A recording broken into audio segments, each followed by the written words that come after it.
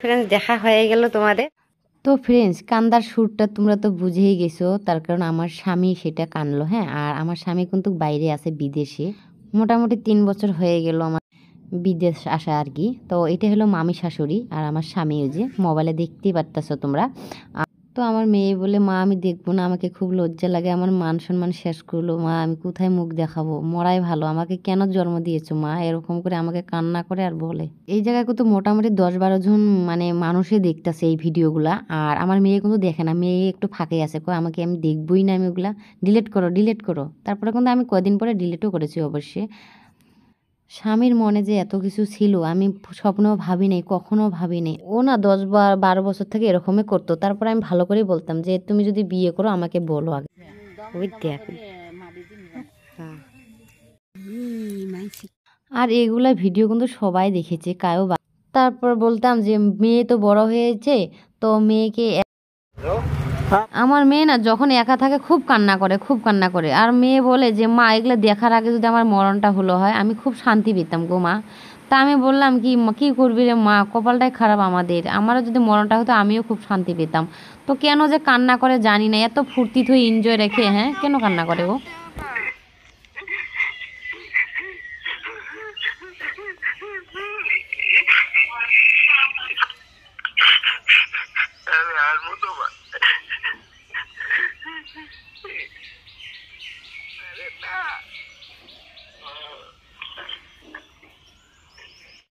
তারপরে ভাবলাম বিজয় তো এই ঘরে থাকে নাই, তো আমি কি করব, তো দুজনকে আমি এই ঘরে গ্রহণ করব আর কি। তো আসলে নিব অবশ্যই।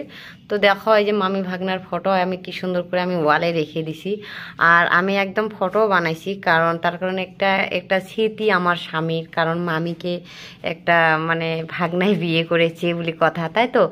তো কিরকম লাগছে বন্ধুরা তোমাদের সবাইকে বলো, একটা লাইক করো, কমেন্ট করো। তারপরে আর মামিকে দিয়ে খুব মানাচ্ছে, তাই তো। দেখো কত সুন্দর।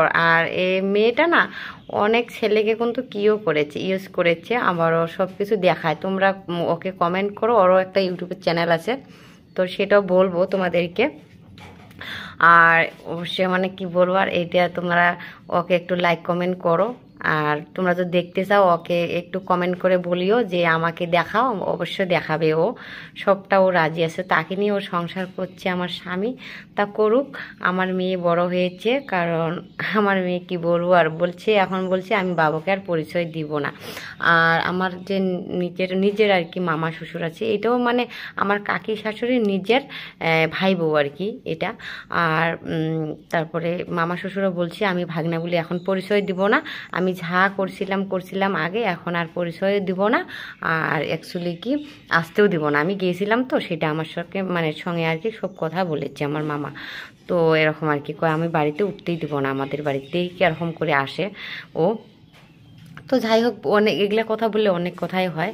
তো তোমাদের সবাইকে আমি টাটা দিই, ও ভালো থাক, শান্তিতে থাক, সংসার করুক, সেটি আমি কামনা করি, আমার মেয়েও কামনা করে। টাটা।